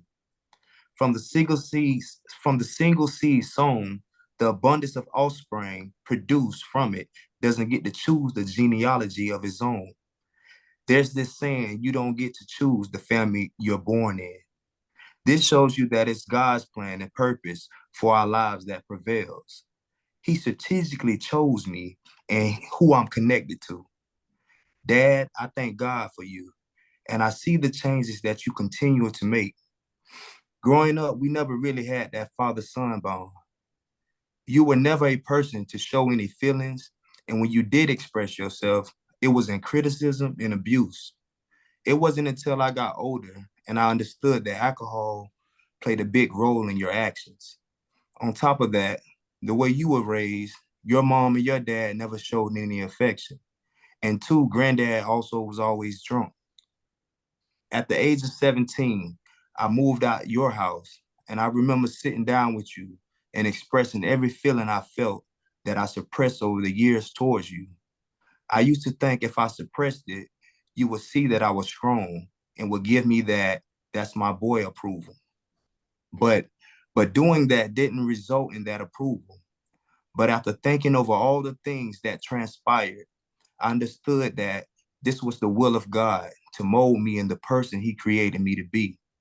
I learned to endure criticism you gave and still was obedient to you despite how I felt. The abuse I witnessed and fought through whenever you would get drunk and things would get physical with you and mom made me a better man. I saw that. I saw how I didn't want to treat my significant other when the time came for me to have my family on my own, but to protect and honor her as a man should. I too made mistakes as a man, and even though I don't agree with the way you still handle some things, now concerning my siblings, I learned it's not my place to judge you, but to obey what my Father in heaven says, to honor my parents. I learned not to focus on what you didn't do, hurtful things you said, or what you have done. I realized that I realized that things wasn't happening to me, but was happening for me. Every single thing in my life worked together for my good. I would say you are a great provider. We never lack anything. And you stayed on top of us about getting a good education. That I can't take from you. Dad, no man is perfect or has the blueprint for this thing called life. I thank God for his purpose of choosing you to be the one that I would be conceived into this world and experience life. I know without a doubt, the man I am today, that you are very proud of who I am, whether you say it or not, because I am a father of nations, a man after God's heart. I love you, Dad, your firstborn. That's strong. He That's gets strong. it, don't he? A That's young strong. man, how old are you, young man? I'm 31. Boy, you get it.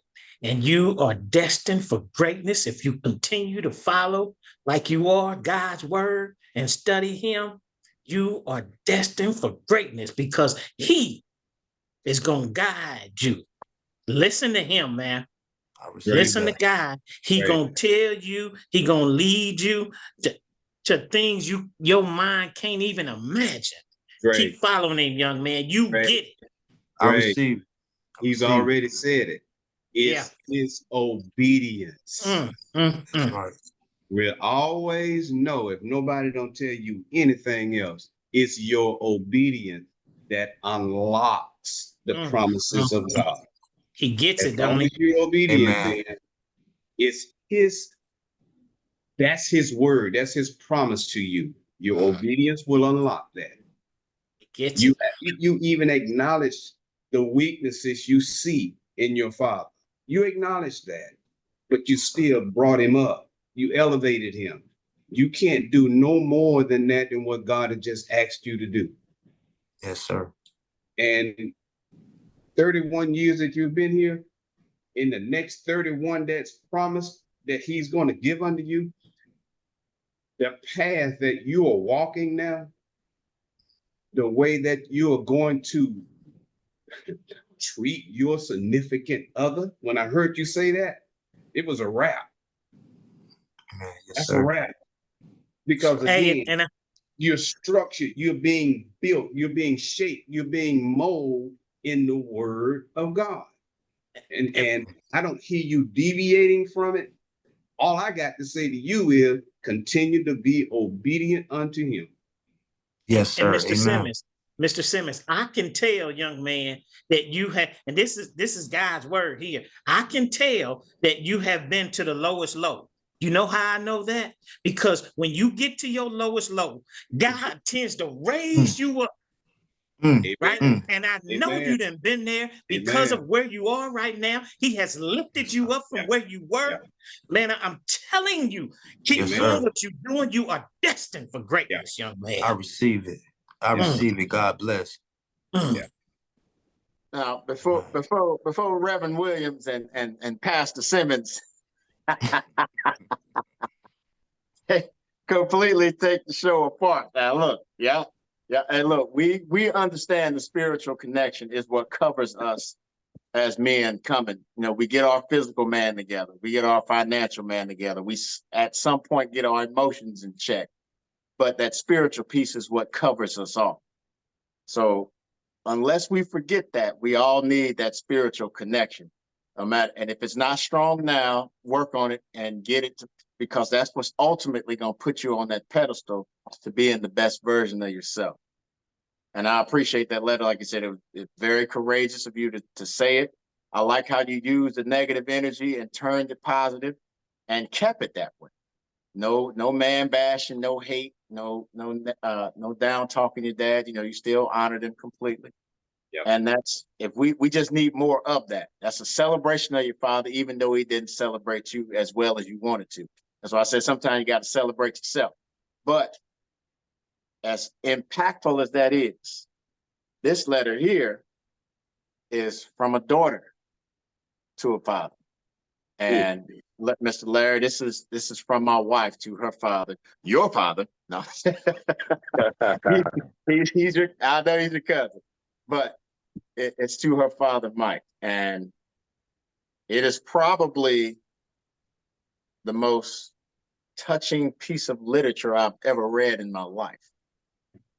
And that's, you know, I got a master's degree and I haven't read anything this great. I read hundreds of books, but this letter to her father is so profound. The first time I read it, we were speechless for about 6 minutes. So if y'all want to hear this one, I mean, it's like a page and a half, almost 2 pages. But if y'all would, this is from my wife to her father, and this is how strong and impactful the father relationship is to a daughter. Just so we understand, how would your daughter's letter be to you as well? We already thinking about how our son would write to us, but what would our daughter say about us as the kind of father that we are? And we don't recognize that enough. Or if we do, we need to, put that down on our things to do list, is work on that father-daughter relationship. But I want you to listen to this one. This is from my wife to her father. Starts here. Hey, Dad, I pray you are doing well. I hesitated to write this letter originally for a few reasons. In all honesty, I didn't want to do it as I'm not your son, but your daughter, and the assignment was for sons. I also hesitated because I feel like we've done this before and have grown past this stage in our healing. I prayed through, and as I prayed, I realized that I wanted to write this letter because I support your efforts to continue to heal and get better through the XY perspective. I also want you to have something tangible to always go to and understand and symbolize where we were versus where we are. So let's dive in. Let's go back to that little girl who adored her father. I remember like yesterday when you had when you had the ice cream truck and I would help you pass out ice cream to kids. Do you remember that? I may have been like 3. I remember how you folded the tip of my socks under before you put on my shoes. I hated when you did that. Suddenly, you were gone. I never saw you again. I had to, at some point, when I got old enough to understand that you were in prison. Now, I was always raised that all people who went to prison were bad people, and I needed to never associate myself with them. For a little girl, you can understand my confusion and frustration. Thoughts that my dad was a bad man because he went to prison pierced my brain for many years, but the man I spoke to over the prison phone seemed so nice. I remember the anger that built up in my spirit the days I had to deal with my mother's husband at the time who hated me. My mom worked second shift, so I had to spend a lot of time, or I spend the whole day in my room because he made me stay there. He killed my cat, and I cried and simply wanted my dad. As I got older, I began to wonder what you did. No one would tell me, not even you. You still to this day have never told me the entire story of what happened that night that took you away from me for the first decade of our 20-year separation. As I became a teenager, the questions grew in my head. How could he leave me? Why did he leave me? Will he do to me what he did to get put in prison to begin with? Am I better off without him? Is that what all daddies do? Did you think of me before doing your crime? Was I even a factor? What could be worth leaving me? These are questions that began to plague me, and the fact that no one would tell me what you did just made me mad even more, or even more mad. And then I began to get an oh well, I don't care attitude. Held in my frustration, not knowing it was all still very much present silently in the decisions I was making. Moving forward to your first release, I was so excited. Finally got my father back after 10 years of prison. He's coming home. He will be all mine and we can finally get our chance to bond. Nope, that was the furthest from the truth. You got out to only move to a different city, marry some old woman almost double your age. And the icing on the cake was she had 5 kids. So now her kids will have access to my dad anytime they want and build relationships that I was supposed to have. Well, that's exactly what's happened. You bonded with one of her sons really well. Y'all were super tight. All you talked about was him. Y'all were so tight. And y'all were so tight that he would become my violator. At night, the child you loved disrespected and violated the child you created and loved. And as a 14-year-old girl, I cried for you to save me quickly. I wanted you to protect me, but how could I tell you that your chosen son was my worst nightmare? At 14, I didn't want to be the kid that broke up the happy home I prayed for all my life. If I told you, would you kill him and go back to prison and I lose you again? I chose to never tell and simply just stop visiting you. So I lost my dad again in my eyes, and in many ways, I blamed you for bringing him into my life. I eventually grew up and married a gentleman who was in and out of jail and had 2 children with him. I point that out because I married you. My desire to have a relationship with you allowed me to identify with the traits I knew of you in that man I chose to marry, instead of seeing clearly that he was not marriage material. I was broken silently. You would return to prison for another 10 years shortly after. I felt abandoned again and lacked any self-worth when it came to a lot of things, especially men. We got through those 10 years, and believe it or not, as you prepared to be released, that little girl showed back up. I desperately tried to convince you to move to Atlanta with me, to get back on your feet and build our relationship once again. Not saying this was your truth, you chose another woman over. It pierced my heart to go through that at 33 years old, just as I did when it happened at 14. After my second divorce, I chose to heal. I revealed to you what happened to me all those years ago with my stepbrother. I was determined to get right, and that was 5 years ago. I stand here so proud and happy today to tell you that I love you and I'm proud of our progress. You are my best friend. For every event you missed as a child, you've more than made up for it with every ounce of love and support of my competitions. I truly appreciate how over these last few years, you've allowed me to vent and express my true feelings regarding my childhood and our differences. You amaze me because you never make excuses for your absence. in my life, and you continue to apologize for it. I can't express enough that you are forgiven. I am not in any way angry, disappointed in you, or confused about any of it. I now stand grateful for it because it ultimately led me right to where I wanted to begin with.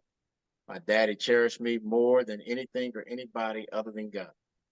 The time in our relationship is perfect. You inspire me. Do you know any man in your lifetime that can say he's been to prison for 20 years for such a heinous crime, drug addiction, and severe childhood trauma that can now say he's been to college, he's happily married, a homeowner, a vehicle owner, an amazing father and grandfather, and a successful welder, man with business plans and a vision to counsel others. Credit worthy, passport holder, future travel plans to out the country, and an open mindset for financial literacy and a legacy for his family. I can, and that king happens to be my father. You can take a bow, king. You've earned it. One of my happiest moments will be when you give me away at our wedding on my wedding day to my king, which is me. It will be one of the happiest moments because we both are at our best versions of ourselves and our bond is unbreakable. It's not where you start, but where you finish. I love every piece of my father. I am him, a warrior, a survivor, record breaker, and world changer. You've taught me more than you've taken. So take a bow. I salute you and I salute us. Not many are blessed to rekindle and rebuild a relationship with their dad. And I stand here for the first time to tell you, I'm blessed and honored to be your daughter. Love, Sunshine. Beautiful. I don't know. It leaves me speechless when I read it. And all the trauma and everything they went through with, I think about the times with my daughter. I wonder if I've been dad enough. When I read that, have I been enough? Will my daughter say those same things about me? And I don't know. So somebody say something. Somebody. It's rough, man, and that's touching, and me myself, like I said, I have six daughters.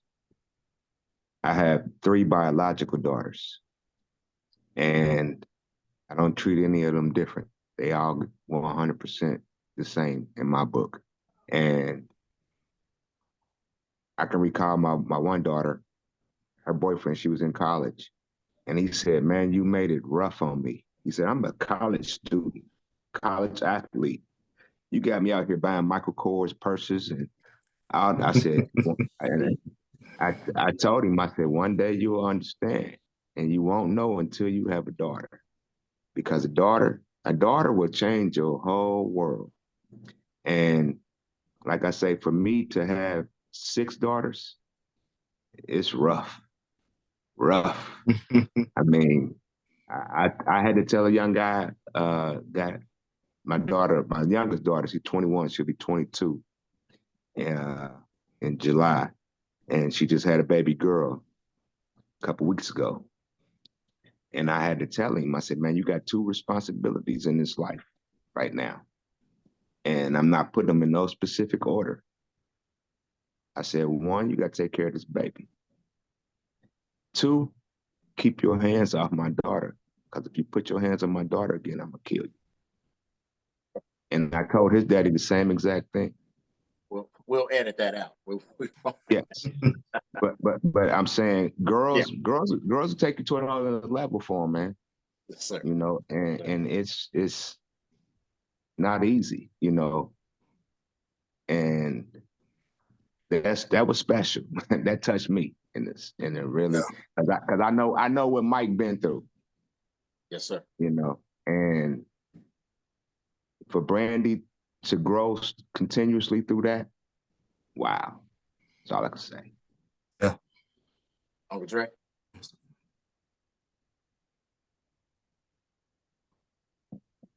I understand. Dad.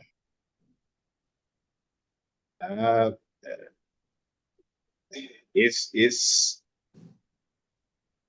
for a father who is a provider, when it's something about a daughter in your life.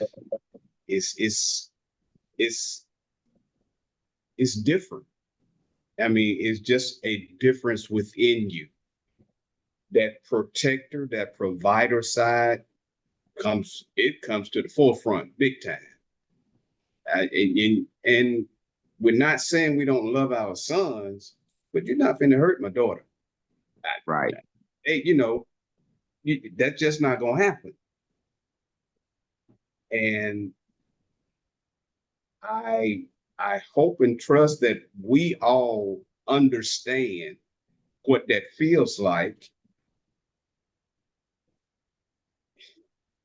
And we have to also be mindful that there are some men out there that don't want to be a man. They want to be everything else but a man, don't want the responsibility, don't want the accountability. And these are the ones that we need to ensure that we try to steer our daughters away from those. They may be attracted to them for whatever reason, but that's when that relationship as a father, we need to definitely have that sit down with them and say, look, sweetheart, look, no, no, no, no. No. One thing I've learned with that over the time is the more you go against them, the more they'll pull to the guy. So you got to put it out there, let them know how you feel about it, and let it play itself out. For me, it worked just the opposite, because my daughter saw me in an authoritative role in law, because I was in law enforcement. She always saw me in uniform, and so we had that kind of relationship where we talked to each other. And I'm talking about from 2-3 years old, I'm seeing her, and we had that kind of relationship. So she trusts dad.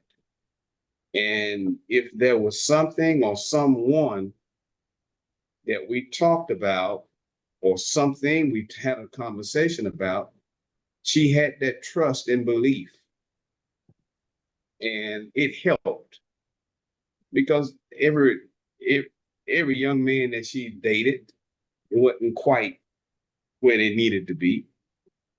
Now she has that one in her life that she's proud of, but it took that types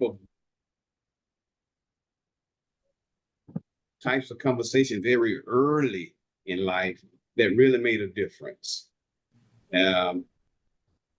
And I'm thankful for it. That's not going to always be the case. I've seen so much of it on the streets when I answer calls, but having the conversation, as Mark has already alluded to in so many of our 3 years of these calls, the communication, Andre alluded to it. The communication is a very strong component of being a man, and especially being a father. Communication.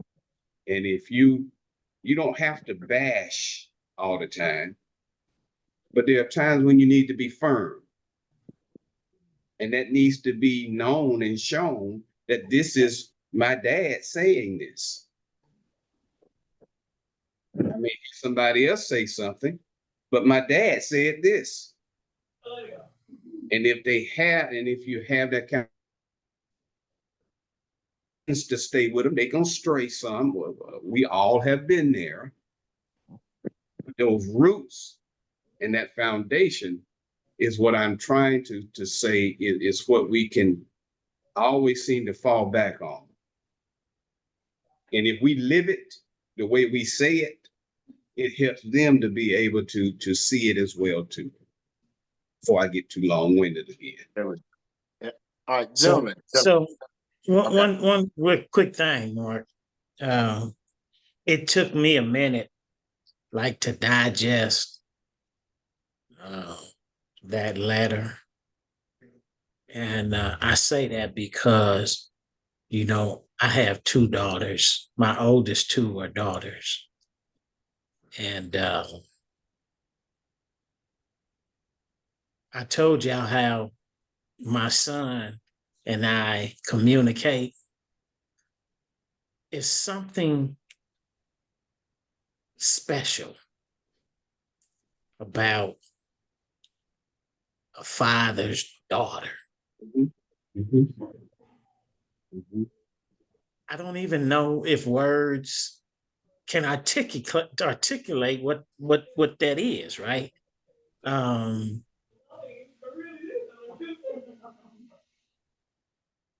Yeah, it we understand. is, it is, man, Yeah. Yeah, I yeah. can't even imagine. Listen, man, uh, if my, Yeah, yeah.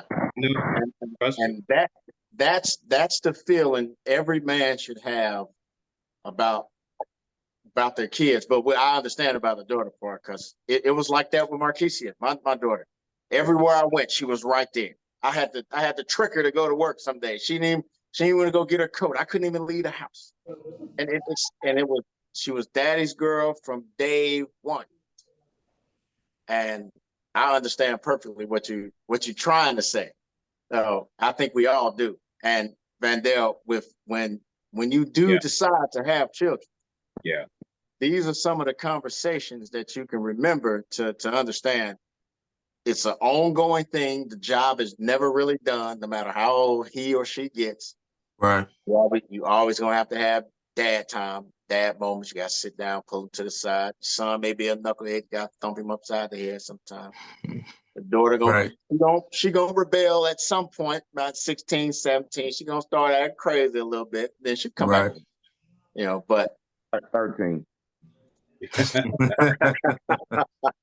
and Thursday, I'm gonna say this too, because I hear this all the time, man. And this is the biggest misnomer that I've ever heard, probably in my lifetime, to be honest, is that I hear people say that there is no book, right, uh, that we can go to when it comes to raising kids. Now that's a lie, Mr. Simmons. That's a lie. Oh, there's a book, right, that tells us everything. Mhm. The Bible tells us everything. Lean on that thing, man. If you doing that, you can't go wrong. Mhm. Hey, man, we got I'm done. Hey, yeah, I'm okay, through, man, okay. bro. We gonna get it. We gonna get it. Yeah, we gonna get it. We gotta have another call. We've been here 2 hours now, gentlemen. 2 hours. And I know we could probably go for another two, but I know we probably gotta get ready for work tomorrow and other things of that nature. So, gentlemen, remember what we've talked about tonight. Remember how important it is for you. And if we've already raised our kids, Vandale, you're gonna get into it soon. Right.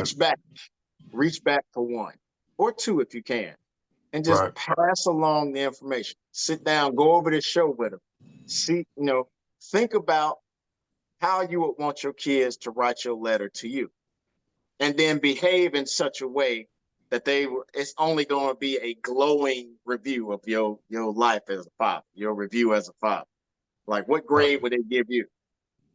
Right. And take it to heart, because I read my son's letter all the time, and I know I got work to do. And my daughter didn't even write one. So I know I got even more work to do, because I know how Uncle Dre feels by not writing his. And I don't want to be looked at in that kind of light because of something I didn't do or try to make good on. So I'm up against a system that, like you said, that keeps black men away from it. And I just so happen to be a black man. So now I'm working against that system and distance and time. But those are excuses. The ball's in my court, I guess, and I got work to do, and I'm gonna do it. Amen, brother. No Man. excuses. No excuses. And I thank and I pray for you guys' future with y'all kids and y'all fathers. Of course, we all celebrate our moms, but we got to work at it with celebrating dad, and for whatever reason, we just got to do it. We got to do it. We got to do it. So, with that, gentlemen, I appreciate you guys for spending time with me tonight. This video will probably go up in its edited format. We had a couple little things we gotta make sure the cover don't get Mr. Boogie. My bad. We gotta make sure that I forgot it's been recorded. Back to forensic science and say Right. we got a suspect. But but we're gonna work on that as well. So if you can, when you write your letters, either mail them to the person if he's still around. If he's not, take the letter outside. Make sure you put everything in the letter, and then burn it. And let that burn signify that everything that's in that letter, all your emotion, all is going away. Wipe the slate clean, and then start anew.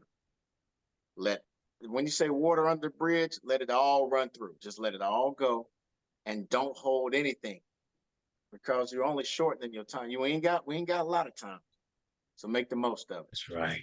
And be the best men that we can be, so we can then our sons can be the best men they can be. So, with anything else, gentlemen, I want y'all to have a good evening. Just thank you for having us. Yes, sir. Yeah, appreciate talking to everybody. Look, we'll get on the next. Don't miss the next one now. Another one's coming soon. Next month. Okay. I'm about to say, send it to me. Brandy I'll sent be me ready. this one, Marcus. Brandy sent me this one. So send I to me. thought I had sent it to you, but I don't know my phone. You see, I can't even get my camera to work on my phone. My video camera to work. So I'm gonna try to go back to the last update. But anyway, I thank you guys. I really appreciate it. The work is just starting. Have a great night. Welcome to year 3 of the XY Perspective, gentlemen. Y'all have a good evening. All right. You as well. Good night, y'all. All right, y'all take care.